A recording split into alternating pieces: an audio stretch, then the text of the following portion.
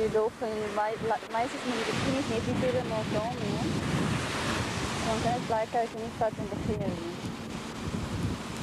Wel. Wat is het? My engel, wat is dit? Oh, my liefie.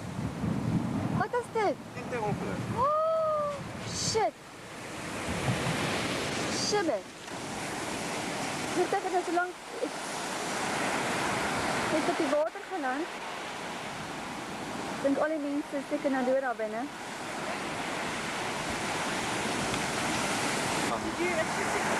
Ja, start in the water here.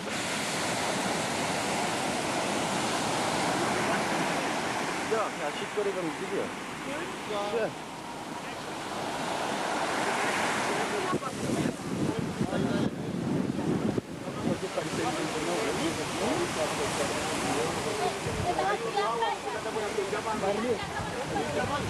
Seker iets wat uit die vliegtuig uitkom wat hulle opblaas. Ja, weet jy dan nie. Wat is kan jy sien? Ja, het is een bootje. I think half sailboat. Ja. Die hele stroom. Ek is nou bang, hoor. Maar daai ding, is nie iemand wat kan die radio of iets dat die helikopter kom. Kan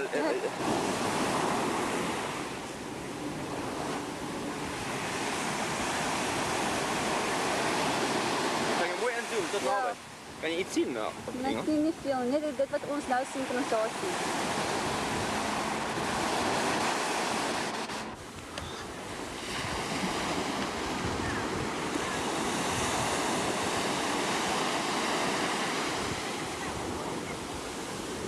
Ja, we gaan nou hoor wat gaan aan. Wat gaan jy sê wat my? Okay, laat ek net hierdie boot af, okay?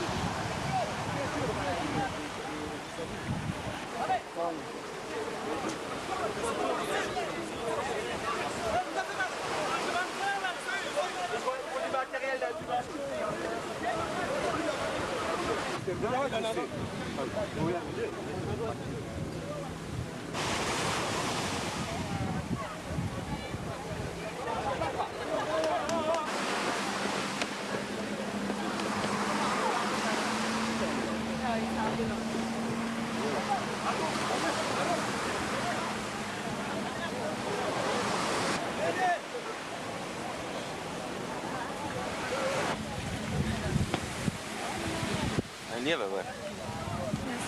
Ek hoor hulle sê Frans. Nou weet ek nie. Kan ook Madagascar ook wees, hulle. Kijk dit hier.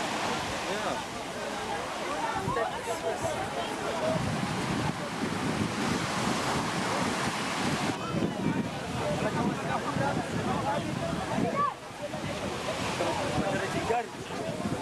is Swiss.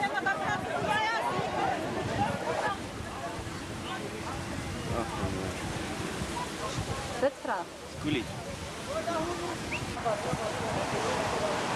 Kijk, dit is gewoon. Yes, zie some of them on film.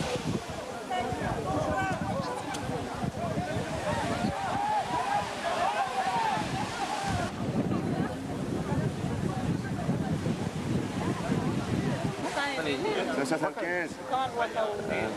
Wel iets hulle dit noem maar die.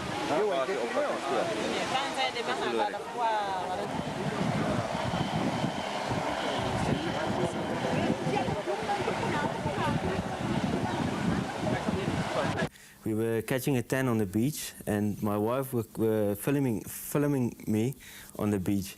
And as she was filming me, she saw the aircraft coming about a meter from the sea. And his wingtip and touched the water, and then the whole plane just turned around. When I looked up, I saw the plane, and at that moment I haven't got any feelings. But after that, I'm shocking and I was Shaking. and everything. One of the engines wasn't, what do you call it, on. It was only one engine was working, and we just saw the plane, and there was a little bit of noise, but not as much as the aircraft should have. Everything happened so quickly, but it was about 3-4 minutes, and the first boat went in and take some people out. Yeah. So I think they were very good. Yeah. Yeah.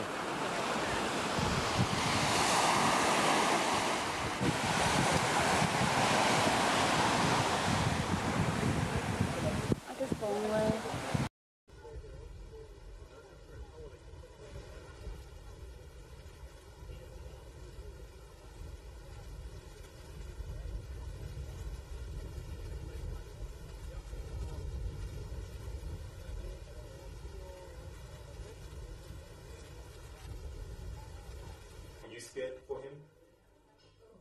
Sure. So tell us about that incident that day, chronologically. We approached the island. I tried to do some maneuvers. In the meantime, they were trying to fly the airplane, even though it was an autopilot. And as one engine went down, in fact, before that, I told them that the fuel is going down, and they knew about it, because I was showing them the fuel gauges. Excuse me. And one engine flamed out. Then I had to take over and start descent. And he was refusing not to descend. And I was doing it on my own. Then as we went through 25,000 feet, he said, if you go below 20,000 feet, I'll blow up the airplane. I told him, listen guys, we're all dead people. There's no argument now. And he was struggling with me on the controls. He's interfering with the controls. So I managed to recover that, and as we went through 20,000 feet, he went back to the cabin, then he came back. So I was trying to keep the airplane, flying it all the way down. And after, let's say that the last 2 minutes, I say, my first officer rushed into the cabin and into the cockpit, and he assisted me in the final ditching of the airplane.